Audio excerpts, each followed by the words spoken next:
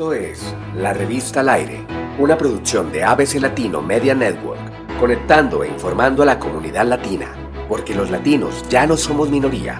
Síguenos en redes sociales como ABC Latino y disfruta de nuestra revista digital, multimedia y bilingüe en www.abclatino.net.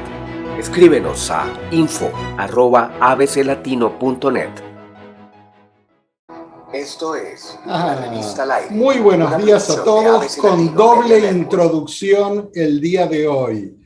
Aquí estamos en ABC Latino, la revista al aire. Yo soy Enrique Roblonsky, con ustedes nuevamente esta semana de febrero. Ya estamos en febrero, estamos en el mes del amor, el mes de Saint Valentine's. Tenemos mucha información para cubrir. En el día de hoy no contamos con la presencia de Mafi Malaver, por problemas técnicos de conexión de internet, y ella se nos unirá la semana entrante.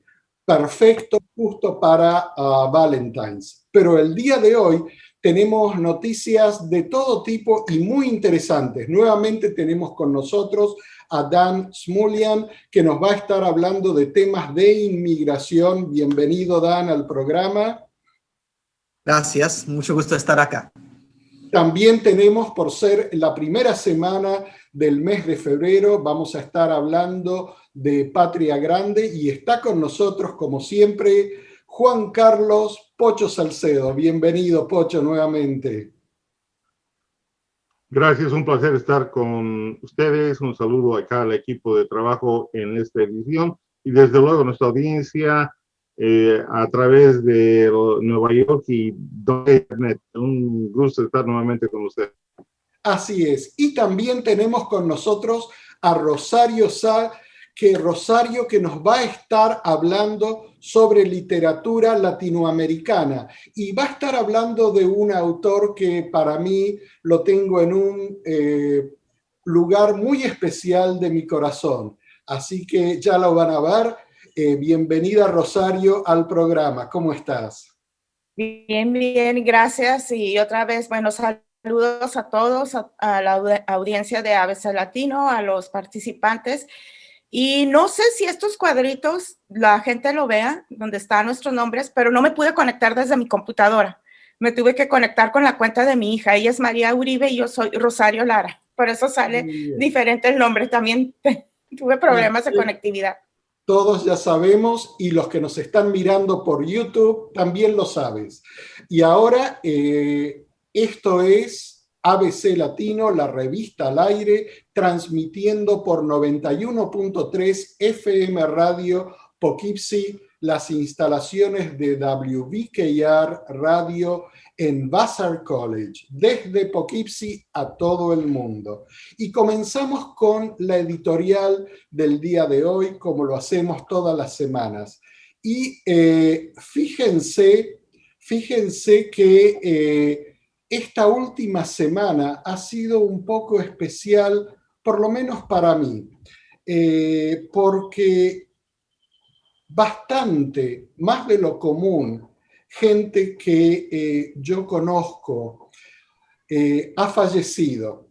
Ha fallecido aquí en el Hudson Valley, gente amiga de muchos años, familiares de gente amiga de muchos años, y también ha fallecido una persona que para mí es y va a ser siempre muy, muy especial para todo el mundo, pero sobre todo para Latinoamérica y para todos los pueblos originarios en Latinoamérica. Y quiero dedicarle esta editorial a ella, y recordando a todos aquellos que personalmente yo conozco que han fallecido en esta última semana. La abuela Margarita cantaba: la muerte no es muerte, es tan solo cambio. Agradecer y agradecer la familia tan bonita, Pachamamita, Padre Sol.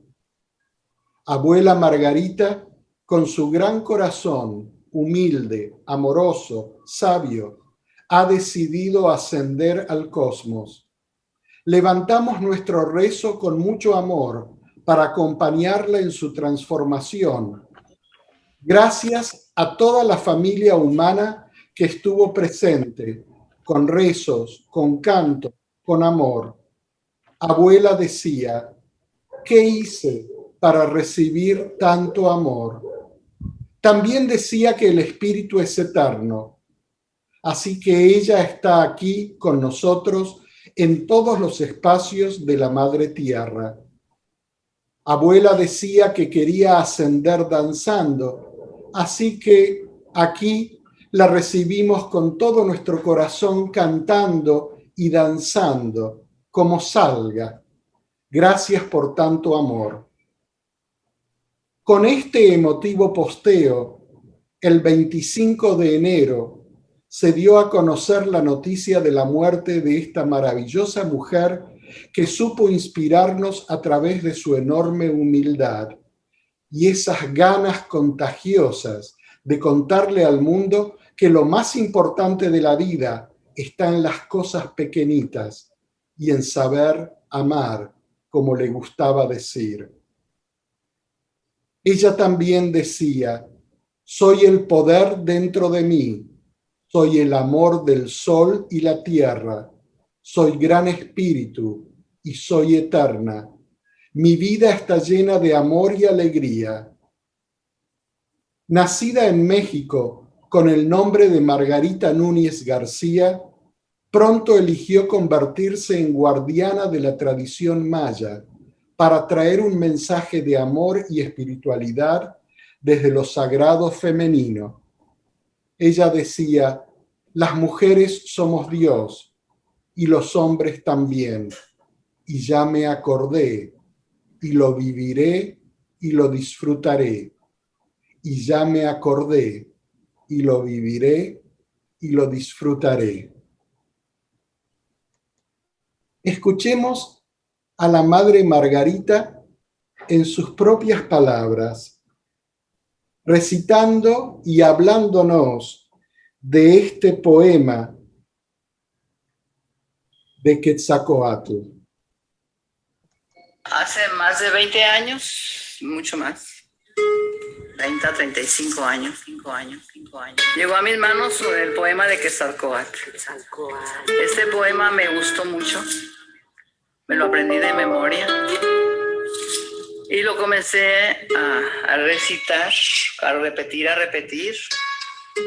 hasta le levanté melodía. Y esto me hizo ver que dentro de nosotros tenemos inmersos el poder de las piedras preciosas, que somos seres cósmicos, que tenemos incrustada el habla, el canto, la voz de la flauta, que tenemos la sabiduría ancestral, la sabiduría. Y bueno, que nuestras palabras son maravillosas, son como el canto de las aves. Y bueno, con esto comencé a ver, después de repetirme muchas veces, yo llegué a convencerme de que yo soy Quetzalcóatl. Después de este poema y ver Quetzalcóatl como el gran espíritu, y el gran espíritu verlo como Dios, eso me llevó a una comprensión de esa esencia divina dentro de mí, honrando la esencia divina no solo dentro de mí, sino dentro de todas las personas, de toda la humanidad. También esto me ha hecho entender mucho que esa esencia divina, llamada también energía, está igualito como lo vivían nuestros antepasados, igualito que está dentro de nosotros, está dentro de los árboles, dentro de las piedras, dentro de las montañas, dentro de los animales. Y entonces en esa energía, según la costumbre, según la manera de pensar de América, éramos toda una unidad. Y eso me encanta, saber que somos una unidad total. Entonces nunca estaremos separados. El árbol podrá platicar con nosotros, como nosotros con el árbol, con las piedras, con los animales, las montañas. Y el poema de Quetzalcóatl va así. Del rojo corazón de Quetzalcóatl brotó la flor de oro y la semilla, el dulce trino y la luz de la estrella en la frente de un pueblo. Nace el sol, humanidad, flor y pájaro, en el centro vital del pensamiento. Está en el viento, es sal, es nube. DD, y voy a explicar qué es más en un momento, entonces. La TPS... Dan, discúlpame, te interrumpo un segundo porque hubo un pequeño corte acá. Discúlpame. Si puedes comenzar nuevamente, cuéntanos de qué vas a estar hablando el día de hoy sobre inmigración. Ok, voy a hablar de dos formas de protección de estadía de migración temporales, pero que han tenido bastante alcance: la TPS, el Estado Protegido Temporal, y la DED, que es un poco, da miedo, la salida esforzada diferida, pero las dos proveen una forma de estadía legal y habilidad de trabajar de forma temporal. ¿Sigo? Sí, sí, la TPS tiene interés actualmente porque cubre ciertas personas de varios países hispanoamericanos: El Salvador, Honduras y Nicaragua. Y la TPS es una forma de protección que cubre personas por un tiempo temporal de países que han tenido o desastres naturales o están en una situación de un conflicto interino. Y el gobierno puede dar estas protecciones de la deportación por un cierto tiempo, entre de 6 meses y 18 meses, que pueden ser extendidos. Corrientemente, hay que entender que las personas que ya tienen TPS de El Salvador, Honduras y Nicaragua han tenido una extensión automática porque han habido varias acciones legales para tratar de parar la terminación de estos programas. Y para la gente que ya tiene la TPS, sus estadías y sus habilidades de trabajar han sido extendidas automáticamente hasta el 4 de octubre de 2021. Y esto es un poco confuso porque no ha habido una nueva expedición de documentación o un sticker que se pone en la tarjeta de trabajo. Simplemente pasa, y para probar a sus empleadores que uno tiene estado, uno tendría que ir a el sitio de internet de inmigración, donde se confirma, de hecho, que hay una extensión hasta el 4 de octubre de 2021. Es importante saber que esto no es una nueva forma de protección. Las personas que pueden utilizar esta extensión ya tienen la TPS. Y, por ejemplo, la gente en El Salvador tendría que haber sido residir acá desde febrero 13 de 2001 y estar físicamente presente del 9 de marzo del 2001. De Honduras, estar aquí residiendo desde el diciembre 30 del 1998 y tener presencia física desde el 5 de enero de 1999. Igualmente, la gente de Nicaragua, desde diciembre 30 del 1998 y estar aquí físicamente enero 5 de 1999. Entonces, estos son programas viejos y la gente ha sido reinscrita varias veces, pero hay esta extensión automática. Y voy a dar un número de teléfono si uno está interesado para ver si califica y necesita llegar a tener asesoría legal para ver si en verdad califican para hacer estas solicitudes o extender o pedir la TPS, o simplemente tiene una extensión automática. Lo que sí es nuevo es que en los últimos días de la administración de Trump, él habló de la DED, que es algo similar a la TPS, pero es una criatura de poder ejecutiva que daría algo similar, el poder de estar aquí por un cierto tiempo y trabajar. Sin embargo, y es muy importante saber que la DED venezolana en este momento es palabra sola. No hay ninguna forma de solicitar este beneficio ahora. No hay formularios, no hay proceso, no se sabe si hay costo.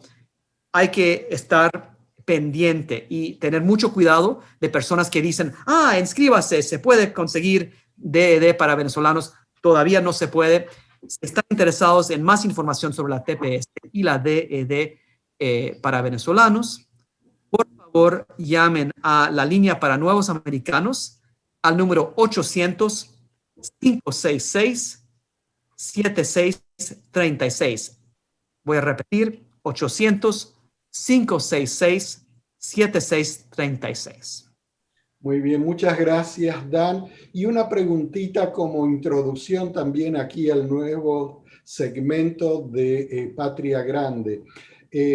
¿Tú crees que la nueva administración en el poder, que el presidente Biden y su administración van a sacar adelante ese proyecto de darle una salida a los millones y millones de inmigrantes no documentados en los Estados Unidos dentro de este primer año de gobierno, o lo ves más a largo plazo?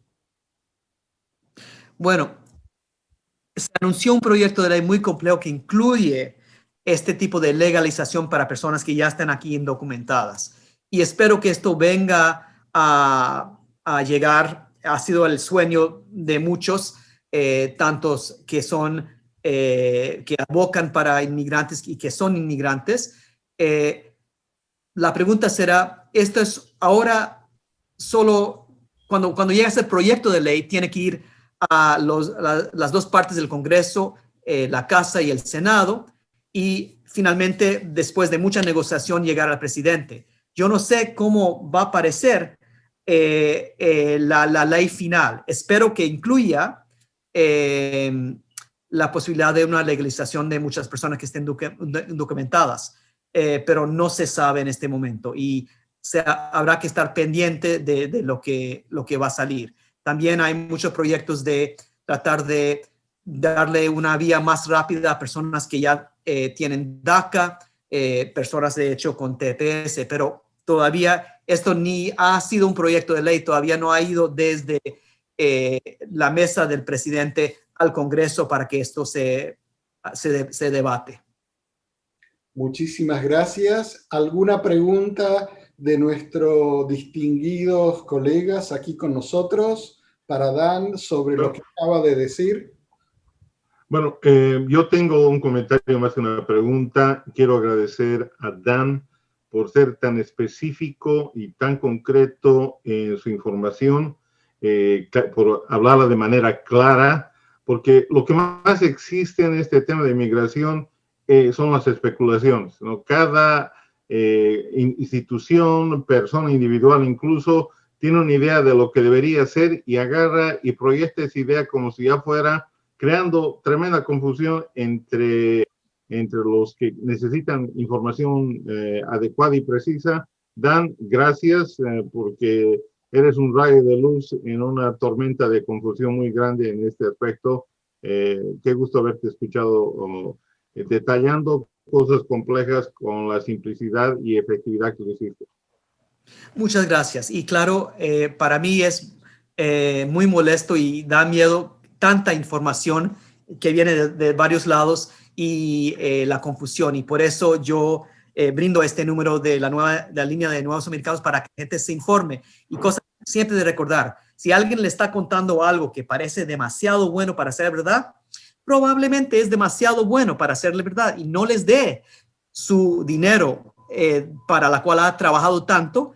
Ve, infórmese, y si un abogado le dice, perdón, no existe vía, es porque probablemente no existe vía y no están siendo malcriados con uno o no, que no quieren ayudarles, simplemente quieren proteger. Yo he pasado mucha parte de muchos momentos de mi carrera tratando de sacar gente de hoyos en que han entrado pensando que iban a solucionar algo pagando y creyendo que todo iba a salir bien. Pero el problema es que si uno hace solicitudes para las cuales no califica, a veces uno queda en el proceso de deportación, que es exactamente lo que uno quería evitar. Exactamente. Muchísimas gracias, Dan. Un gusto, como siempre, tenerte con nosotros y nos volvemos a encontrar la próxima semana. ¿Ok? Y, por supuesto, gracias por ese consejo que se aplica no solamente a inmigración, sino a todos los aspectos de la vida. Gracias. Es verdad. Gracias a ustedes. Y seguimos acá con todos ustedes en ABC Latino, la revista al aire. Recuerden que nos pueden escuchar no solamente los días martes de 9 a 10 de la mañana, sino que ahora estamos saliendo en distintos días de la semana por WBKR y por supuesto también por Robin Hood Radio Network, la radio pública del Hudson Valley, y pueden encontrar toda la información y las distintas emisoras que retransmiten este programa en nuestra página web www.abclatino.net. Y seguimos acá con Patria Grande y por supuesto con Pocho Salcedo y Rosario Lara. Y Pocho, elegimos para el día de hoy hablar de esta nueva administración aquí en los Estados Unidos, la presidencia de Biden y cómo afecta esto a los latinos viviendo en Estados Unidos y en el resto de Latinoamérica. ¿Qué te parece si comenzamos? Gracias, Rob. Quisiera hacer una referencia a la introducción que hiciste al editorial. A mí me tocó muy fuerte el hecho de que más de un año está pasando de esta pandemia y cuando pensábamos que lo peor había sucedido, te enfrentas tú, yo y creo gran parte de la audiencia con noticias de que personas muy allegadas están falleciendo o están pasando el proceso de la pandemia. Y recuerdo y esta es una lección, para mí, voy a llegar a Patria Grande, muy grande, hace más o menos un año atrás, hacíamos un artículo, participaba en un artículo que se publicó en un periódico acá en el área, y hacíamos una entrevista a alguien que estaba en China, porque ahí se empezaba a hablar sobre la pandemia, COVID-19 empezó a hacer un nombre, y escuchábamos cómo ellos se enfrentaban. Imagínense, era febrero del 2020 y nosotros pensábamos que era una cosa tan remota con la cual uno debería ser solidario, pero no nos imaginábamos que nos iba a tocar tan directamente. Y recuerdo, era como un cuento chino porque era la China, ¿no? Terminó la entrevista, se publicó el artículo y Wuhan del occidente se volvió Nueva York porque fue el segundo foco muy grande, además de los europeos, pero en esa parte del continente, en Nueva York sufrimos muchísimo y ahora estamos entrando a un nuevo ciclo tremendo, como si no hubiéramos aprendido nada, pero con el corazón más golpeado y bueno, con la decisión de salir adelante. En fin, nada más quería hacer ese retoque, que el mundo global es realmente la vida local, y creo ese es un segue para entrar a hablar de Patria Grande y de las... Muy bien. Entonces, pasemos a hablar de Patria Grande y para todos los que nos están escuchando, y para ti también, Pocho, la abuela Margarita habló mucho sobre esta pandemia. Y las grabaciones de ellas son siempre muy, muy iluminantes. Los invito a ir a YouTube o a la página de Facebook de la abuela Margarita, pero en YouTube están todas esas expresiones y cómo ella describía a lo largo del 2020 en distintos momentos lo que estaba ocurriendo. Y lo describía desde este punto de vista de la patria aún más grande de la humanidad y del planeta. Pero bien, estamos aquí en Patria Grande y tenemos un nuevo presidente en los Estados Unidos. Ya sabemos, Dan nos estuvo explicando hace unos minutos atrás, que ya están en proceso el trabajo para legalizar a toda esta gran población de millones de latinos que se encuentran sin papeles en los Estados Unidos, y se está buscando la forma de legalizar este proceso para que puedan ser incorporados dentro de la sociedad de los Estados Unidos. ¿Qué otras cosas te parece a ti que esta nueva administración va a producir? Esto también para ti, Rosario, para los latinos en Estados Unidos. Y luego saltamos a Latinoamérica. Bueno, creo muy rápidamente que podemos tomar dos posiciones. Una, la posición totalmente... no la quiero llamar cínica, pero sería más o menos a ese lado, decir la izquierda o la derecha, demócratas o republicanos, son dos alas diferentes, pero son las dos alas del mismo pájaro, ¿no? Entonces va a haber un cambio de énfasis y van a volar un poquito más hacia la izquierda o a la derecha, pero al fin y al cabo el establishment está consolidado y solamente van a permitir las cosas que permitirían, nada más. Y por otro lado, yo creo un punto de vista más optimista, para mí me parece más realista, al margen de que haya cambiado el énfasis en el Partido Demócrata o en el gobierno federal, yo creo que la presencia de latinos en este país y su importante crecimiento, no solamente poblacional, pero político y de fuerza, va prácticamente obligar al sistema, ya sea legal, el sistema político, a tomar esto en serio,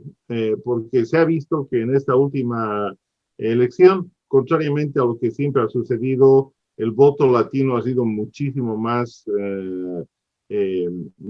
ha estado muchísimo más presente, ha estado con mucho énfasis, y me parece que ese es el catalizador, ese es el ímpetu que va a mover una legislación que permita solucionar un problema que no lo podemos poner bajo la alfombra cada 4 años, sacarlo para revisarlo y volverlo a poner bajo la alfombra. Yo creo que una combinación de una ley que sea justa, que solucione un problema tan candente, no puede ser retrasado más. Y mi respuesta concreta es sí. Lo que no sé es cómo. Bueno, sí, Rosario, sí, por favor. Sí, si me permiten, ahora con la nueva presidencia de Biden, yo creo que los movimientos sociales que vienen desde atrás, no es que sean nuevos, vamos a decir, desde tiempos de Obama a la fecha, hemos estado presentes los latinos a través de marchas con los Dreamers, ha estado presente el movimiento afroamericano, que ha sido una población también muy, muy golpeada por el establishment. Y yo creo que estos movimientos y los líderes de estos movimientos aprendieron que hay que salir a las calles, hay que hablar, porque a través de las elecciones, a través del voto, no se solucionan los problemas no se solucionan, la gente tiene que estar empujando, tiene que estar defendiendo sus posturas, exigiendo el respeto a sus derechos jurídicos y yo espero que durante la administración de Biden no pase lo que pasó con las 2 presidencias de Obama, que el sistema logró cooptar estos movimientos y estuvieron aparentemente tranquilos. O sea, se aprendió que hay que salir a las calles, obviamente de manera pacífica, que hay que hablar en la arena pública y y que no nos podemos quedar tranquilos diciendo, bueno, ganó Biden, hay un cambio, regresamos pues a la situación normal que era con Obama. Y es precisamente esa situación normal la que no queremos. Se quiere avanzar, por ejemplo, en el caso de los latinos o de todas las personas que están indocumentadas en este país desde hace años. Vamos a poner, desde Obama se perdió la primera oportunidad real que tuvo Obama cuando tenía al Congreso de su lado. No hizo nada por la reforma. Su segunda presidencia ya fue imposible porque ya no tenía el Congreso de su lado. Y en el gobierno de Trump, pues ya sabemos lo que pasó. Entonces ahora parece que hay un cambio de actitud por parte de Biden, él mismo lo reconoció, cometimos un error, vamos a arreglar esta situación, nada más que ese error costaron deportaciones, costó separación de familias, costó muchísimo sufrimiento humano que todavía está ahí, o sea, no puede salir. A mí me pareció francamente, qué bueno que reconoce que hubo un error, pero ahora hay que corregirlo, porque en ese error, por ese error, mucha gente ha sufrido muchísimo. Bueno, me parece fenomenal acá lo que apunta Rosario, solamente agregar algo. El tema de juego político es, ella lo anota muy bien, es un juego político que tiene que ser, digamos, visualizado con la presencia militante de los latinos. No nos olvidemos que la última reforma significativa en este país para la inmigración no fue con un gobierno ni siquiera demócrata, fue con un gobierno ultraconservador, el de Reagan, ¿no? Entonces, acá no podemos decir que es un gobierno demócrata, estamos bien, o es un gobierno no demócrata, tenemos problemas, porque como ella lo ha puntualizado, durante 2 sesiones de Obama no pasó absolutamente nada. Más bien las deportaciones se hicieron duras y eso capitalizó el gobierno de Trump. Ella me pone el dedo en este tema del establishment que me parece es importante.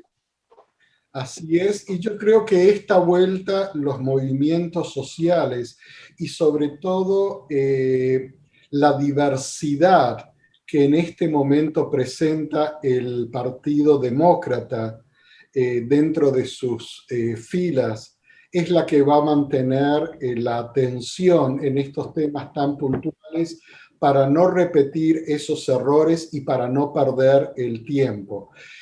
Lo que sí hay que ver, y para mí va a ser, queda como una incógnita, es cuánto en este sube y baja entre las distintas posturas, las distintas facciones dentro del Partido Demócrata y en la puja dentro del Congreso de los Estados Unidos entre las dos fuerzas mayoritarias, en este tira y afloje, cómo se va a desempeñar el gobierno. Y ahí está la clave, porque no va a poder irse hasta ni a un extremo, ni lo van a dejar irse al otro extremo, y el status quo tampoco va a ser aceptado. Entonces yo creo que estos próximos meses van a ser claves para comprender cuál va a ser el legado a futuro de la administración Biden. Ahora, algo que sí yo lo tengo muy, muy claro y quiero saber el pensamiento de ustedes, es que una cosa va a ser la política hacia los latinos dentro de Estados Unidos y otra cosa muy diferente, la política de este nuevo gobierno hacia Latinoamérica. Para mí van a ser posiciones diferentes, no va a haber paralelo entre las leyes que se adopten dentro del país y las políticas internacionales que se lleven a cabo hacia Latinoamérica en materia de relaciones exteriores. ¿Qué les parece a ustedes esto que les acabo de comentar? Y hablemos un poco de cómo va a incidir esta presidencia en Latinoamérica. Bueno, Roberto, si me permites, estoy de acuerdo con mucho lo que tú dices, pero hay un factor muy importante que golpea tanto a demócratas como a republicanos e independientes el hecho de que el desempleo es muy alto en los Estados Unidos ahora. Y más aún, este gobierno es apoyado por los sindicatos de unions. Entonces, una reforma migratoria va necesariamente a significar una incorporación oficial laboral de una cantidad muy grande de personas.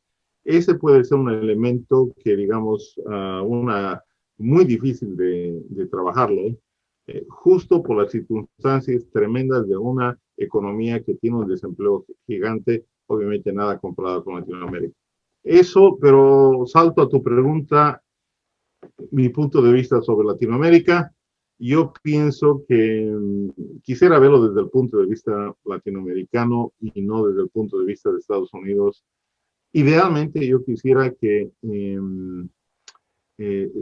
Latinoamérica piense solucionar sus problemas, sí, considerando Estados Unidos, pero no siempre esperando que Estados Unidos cambie un rol de ser victimario o cambie un rol de ser el Papá Noel que nos resuelve todo, o el que hace esto, hace el otro. Yo creo que cuando hemos estado en ese estatus en el cual hemos dependido muy grandemente de una fuerza exterior como los Estados Unidos o otro poder de ese tamaño, los latinoamericanos hemos abandonado, hemos soltado las riendas de lo que nosotros podemos hacer al margen de eso, ¿no? Y no quiero que estemos en una posición, ok, ¿qué va a hacer Estados Unidos? Ok, ojalá que haga las cosas bien, pero creo que la pregunta es, ¿qué vamos a hacer nosotros al margen de los Estados Unidos, sea quien sea la administración?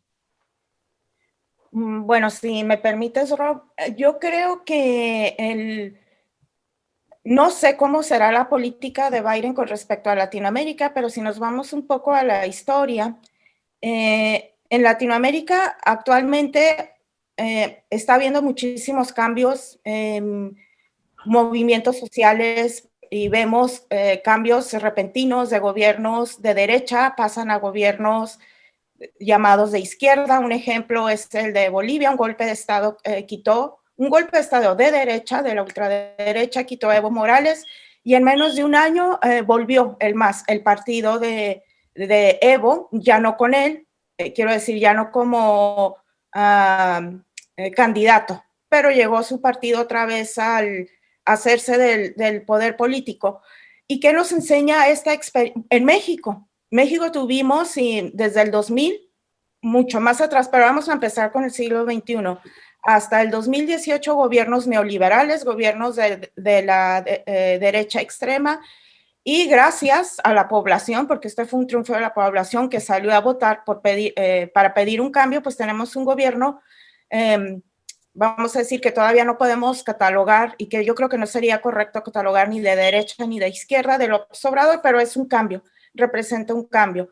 Y todas estas experiencias, yo creo que lo que nos dicen que la población no puede abandonar la lucha. La población tiene que seguir manifestándose. En Latinoamérica están las marchas de las mujeres, están las marchas de los jóvenes, están los sindicatos independientes del poder, pero lo que vemos en Latinoamérica, y yo creo que lo que nos convendría evitar sería la llegada otra vez de la ultraderecha a nuestros países, porque eso sí sería catastrófico, no solamente para Latinoamérica, para el mundo, porque con esta nueva derecha y asociada al neoliberalismo, lo que estamos viendo es una destrucción del planeta. Ya decía la abuela Margarita, todos somos una unidad y todos somos parte de este planeta. Ahora, ¿cómo será la política de Estados Unidos hacia América Latina? Nosotros no podemos cambiar a Estados Unidos, no podemos cambiar la política. Podemos incidir, como lo han demostrado países como Argentina, Venezuela, ahora otra vez Bolivia. Y entonces, en ese sentido, yo creo que una población más consciente, una población que entienda más los procesos globales que estamos sufriendo todos, en esa medida podremos intentar modificar un poco la dinámica global que nos ha llevado a la ruina. Bueno, quiero hacer una puntualización, si me permite, Roberto, que me parece importante. Yo creo que si estamos en el juego de la izquierda y la derecha, que una es buena, es mala, etcétera, etcétera, hemos estado ahí por 100 años y yo creo que esa no es la respuesta. El problema fundamental de por qué somos pobres, de por qué tenemos las dificultades que tenemos, es porque no tenemos instituciones fuertes, no tenemos un Congreso fuerte, no tenemos instituciones legales fuertes. La corrupción es tremenda. Hay problemas de estructura y mientras lo veamos solamente desde el punto de que la izquierda sí o la derecha sí, yo creo que eso históricamente ha sido un problema en Latinoamérica que no ha solucionado lo que debería solucionar. El problema es ver las estructuras. Cuando tengamos unos países de verdad, donde las instituciones funcionen de verdad, yo creo que es ahí donde podemos apuntar con un cambio. Siento estar en desacuerdo, pero creo que históricamente he visto a la izquierda o la derecha en Latinoamérica haciendo las mismas barbaridades. Sí, exactamente. Yo cuando hablo lo que yo podría decir, movernos en ese espectro entre la izquierda y la derecha, unos buenos son malos, efectivamente ha sido nocivo para las prácticas de los movimientos sociales. Pero yo me refiero no a la izquierda leninista sino a lo que se conoce ahora como la democracia radical, que precisamente incorpora en su discurso y en sus prácticas los logros del liberalismo, que generalmente los incorpora para llevar transformaciones reales, más que beneficien a la gente por un lado.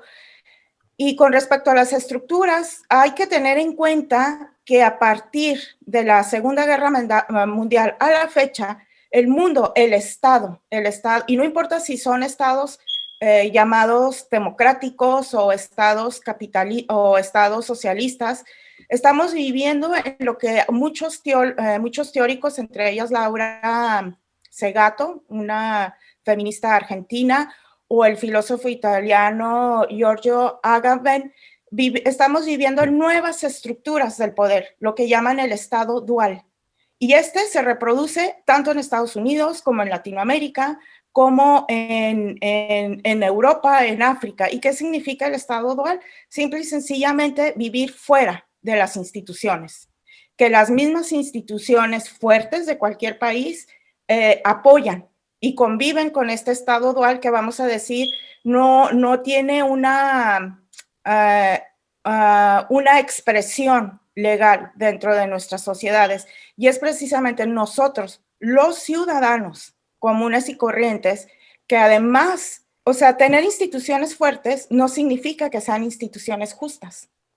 O sea, aquí el problema es de justicia, de proteger las vidas, de hacer nuestro mundo habitable.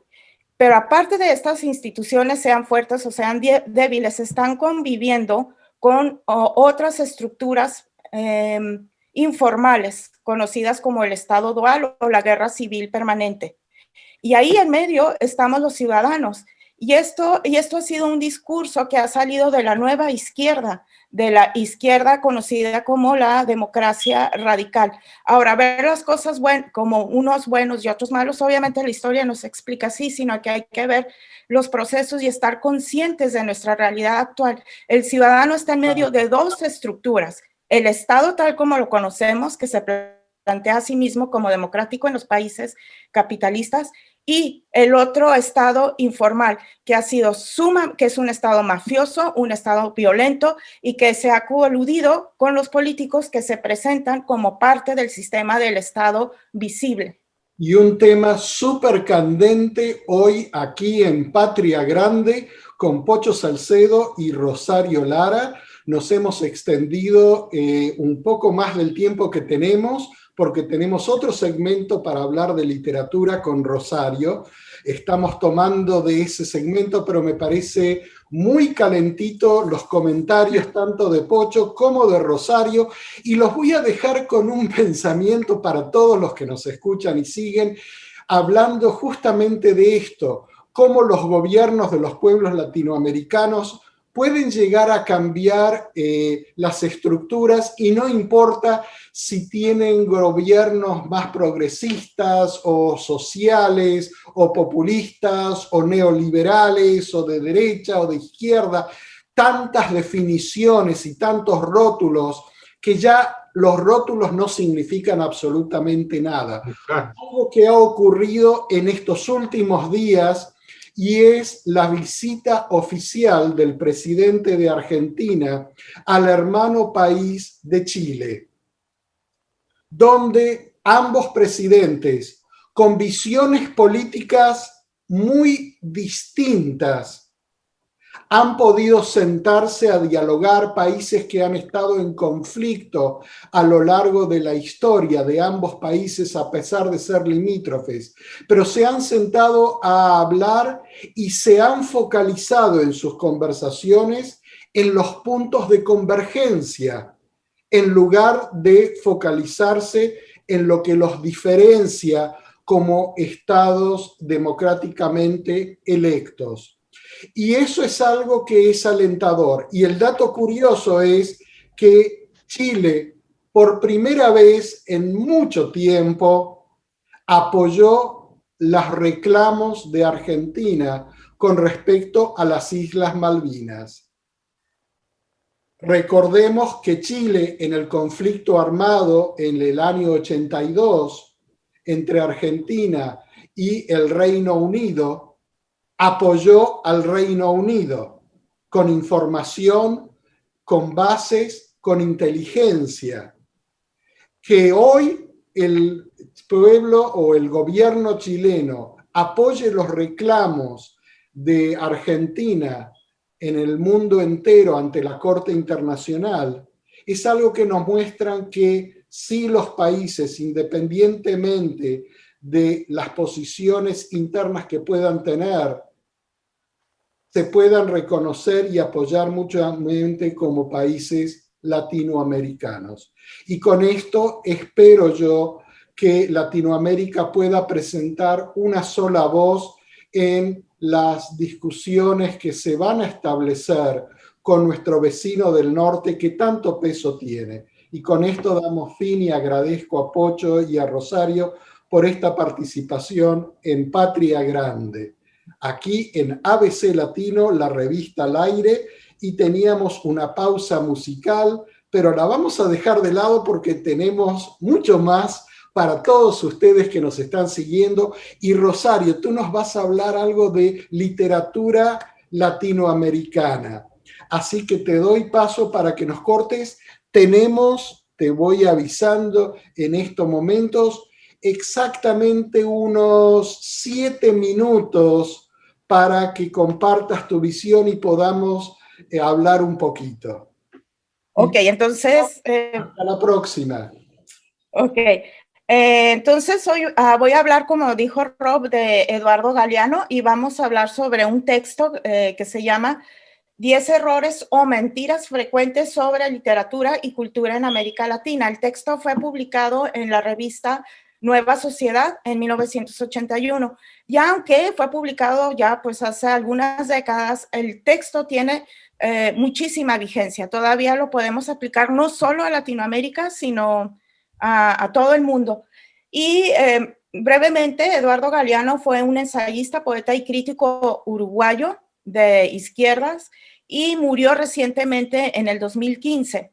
Su obra más conocida tal vez sea Las venas abiertas de Latinoamérica, y esta obra marcó como un hito dentro de los análisis, los análisis estructurales en relación a América Latina, y en él principalmente el autor estudia y analiza el impacto que ha tenido en nuestros países hechos históricos como las guerras de rapiña y actividades de extracción llevadas a cabo por países europeos y países del norte del continente americano, y empieza por el periodo de la conquista europea en el siglo XVI. Además, menciona los efectos en nuestras vidas de instituciones como la esclavitud, la forma en que América Latina se inserta en la división internacional del trabajo, la pobreza que ha traído a nuestro continente el capitalismo a través de la gestión de instituciones globales como el Fondo Monetario Internacional, la Organización Mundial del Comercio o el Banco Mundial. Pero ya yendo a la obra, directamente al artículo que quiero comentar, pues Eduardo Galeano empieza poniendo en cuestión lo que la academia considera como literatura y la división de la literatura en géneros mayores y géneros menores. Dentro de los géneros, y Galeano cuestiona este orden jerárquico de la producción literaria, donde, según la academia, pues a los géneros mayores correspondería, en primer lugar, la novela, que por ejemplo en el siglo XIX, en el siglo XVIII era un género menor, la novela, pues la poesía, el teatro y el ensayo. Y como géneros menores estarían el periodismo, las canciones populares, guiones de radio y de televisión, solamente para poner algunos ejemplos. Y él nos dice que de un plumazo, los llamados profesionales de la literatura eliminan creaciones literarias más eficaces y que han sido producidas por el pueblo, y en cambio privilegia aquella literatura que sale de los recintos de las élites de nuestros países y que en la mayoría de los casos no llegan a la población. ¿Por qué? Porque hay una desconexión entre este tipo de literatura elitista y el pueblo o la gente en general. Y para Galeano, la literatura no debería ser ni jerárquica ni excluyente. Y un ejemplo muy claro que él da sobre esta actitud excluyente por parte de los profesionales de la literatura sería el considerar como no literatura los tratados científicos y los tratados de divulgación científica o filosóficos y las producciones literarias espontáneas de la cultura popular. Y la razón de esto, él plantea la hipótesis o la idea de que este tipo de producciones, al no considerarlas literarias, las disminuye en valor. ¿Y por qué? Porque, por ejemplo, los tratados científicos o los tratados de divulgación científica que se ponen en palabras más accesibles para el público en general, plantean un reto a la cultura dominante, porque este tipo de literatura, que las élites no quieren llamar literatura, ayuda a corregir prejuicios, a corregir ideas, y tienen un elemento subversivo que precisamente a la cultura dominante pues no le interesa promover. Y este tipo, bueno, esto en cuanto a los géneros.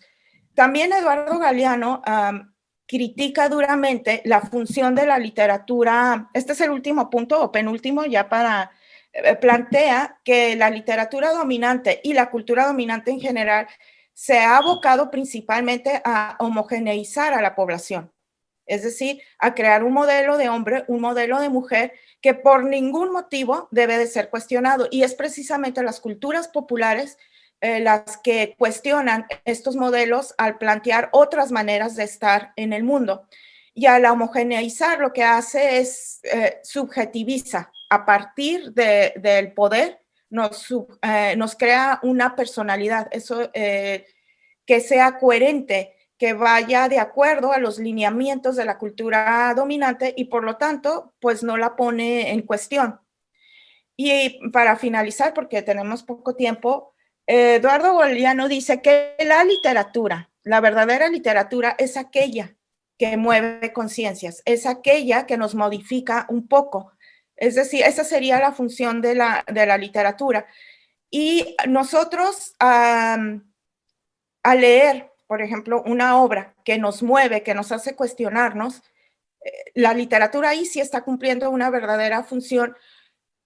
Y la literatura, cuando es genuina, cuando refleja la realidad o nuestra realidad, o cuando nos presenta aspectos de la realidad que nosotros no hemos podido ver porque tenemos otras perspectivas o porque estamos inmersos en otras situaciones, dice, esto nos permite narrarnos a nosotros mismos, nos crea nuestra propia historia, nos dan los elementos para que yo, lector, narre mi propia historia. Y en esta narración que yo hago de mí mismo, puedo alcanzar un conocimiento o una conexión diferente con la realidad, y me mueve mi conciencia y me convierto de padecer la historia en actor de la historia, en personaje principal, primero de mi historia y después de la comunidad a la que pertenezco. Galeano enfatiza muchísimo que la cultura dominante ha favorecido esta ideología del individualismo y ha roto los lazos comunitarios que nos unen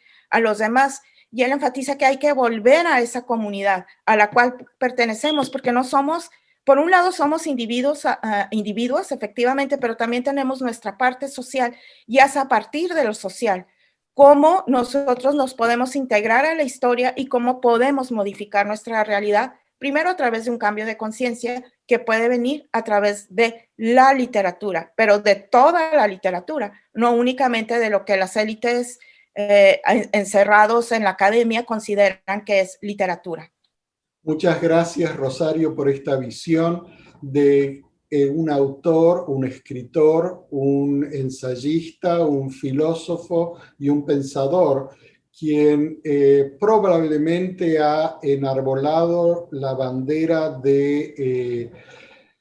de unir la literatura a lo que es los pueblos latinoamericanos y la lucha de los pueblos latinoamericanos en los últimos 50 años. Ciertamente Galeano es uno de los más grandes exponentes de esto, con mayor repercusión a lo largo de Latinoamérica.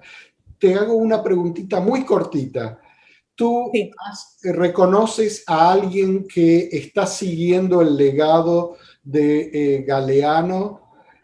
¿O vamos a tener que esperar que surja otro Galeano? Y cortitos, segundos nomás para esta respuesta. Pues dos comentarios. Yo espero que surjan muchos Galeanos. Muy bien, con eso terminamos el programa de hoy, Rosario. Un solo comentario y el más importante. Nos despedimos hasta la próxima semana. Yo soy Enrique Roblunski, aquí hoy con Rosario Lara, y esto ha sido ABC Latino, la revista al aire. Chao. Bye, gracias. Esto es La Revista al Aire, una producción de ABC Latino Media Network, conectando e informando a la comunidad latina, porque los latinos ya no somos minoría. Síguenos en redes sociales como ABC Latino y disfruta de nuestra revista digital, multimedia y bilingüe en www.abclatino.net. Escríbenos a info@abclatino.net.